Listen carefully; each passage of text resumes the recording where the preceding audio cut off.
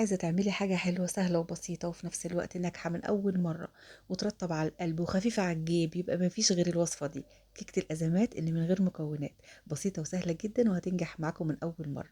من غير بيض وخمس معالق بس من الزيت هتعملي الجمال ده كله. بس سمي الله وصلي على الرسول عليه الصلاة والسلام وتعالوا نعملها مع بعض. معايا كوباية ونص مية من الحنفية، مش مية مغلية ولا سخنة ولا حاجة.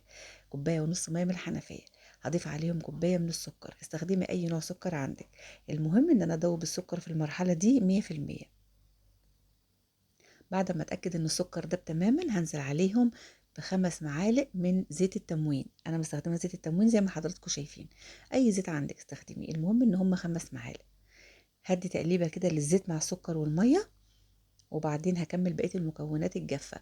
نفس الكوباية اللي عايرت بيها المية والسكر عايرت بكوبايتين من الدقيق، وهنخلهم لان احنا مش مستخدمين بيض في الوصفة، فمهم ان احنا ننخل الدقيق في مصفى ضيقة او في منخل. كوبايتين الدقيق اللي مستخدماه جميع الاستخدامات.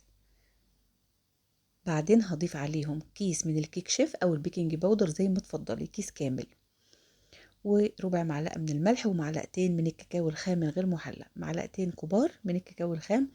على المقدار بتاع النهارده بيظبط طعم الكيك وبخلي لونها كمان حلو، متوسط يعني، ولا غامق ولا فاتح.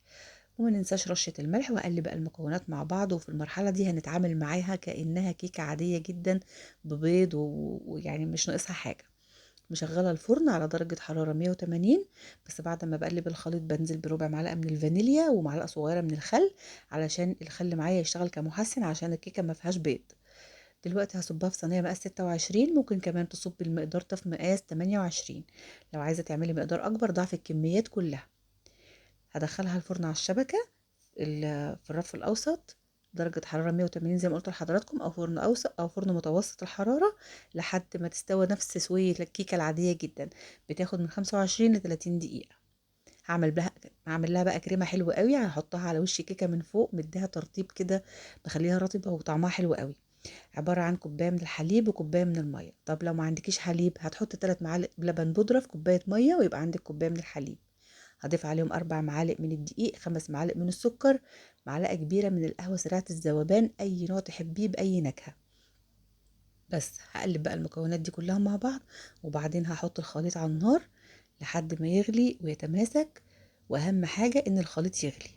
بعد الخليط ما بيغلي بنزل عليه بمعلقة صغيرة من السمنة. ممكن تضيفي معلقة صغيرة من الزبدة، ممكن ما تضيفيش حاجة خالص. هو اصلا طعمه حلو جدا وقوامه جميل.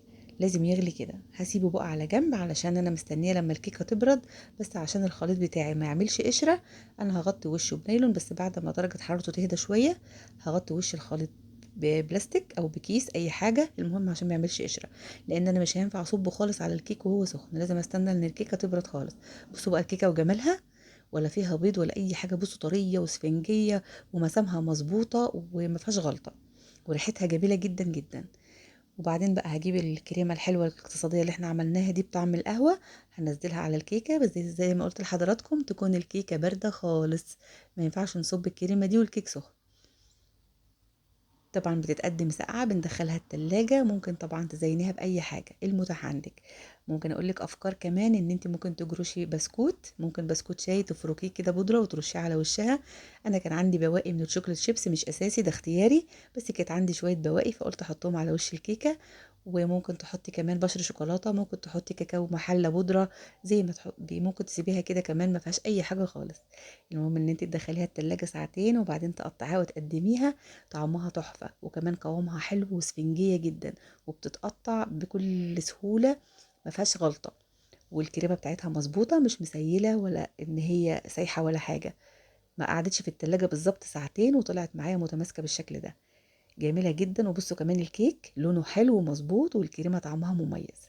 جربوها بالطريقة دي ان شاء الله تعجبكم، وما تقفوش ان انتوا يبقى عندكم بيض عشان تعملوا كيك. بصوا مسام الكيك هش وسفنجي، وبجد بجد مش هتشبعوا منها. اتمنى ان انتوا تجربوها وان شاء الله تعجبكم. اقتصاديه وموفره وطعمها حلو جدا كمان، ولو اتقدمت أو كمان للضيوف هتبقى مشرفه قوي. ما تنسيش لو عجبك الفيديو تدعميني بلايك واشتراك في القناه او متابعه على صفحه الفيسبوك. وشكرا جدا لكل الناس اللي بتحط لايك وتعليقات حلوه من قبل ما يشوفوا الفيديو. بحفظ الله ورعايته.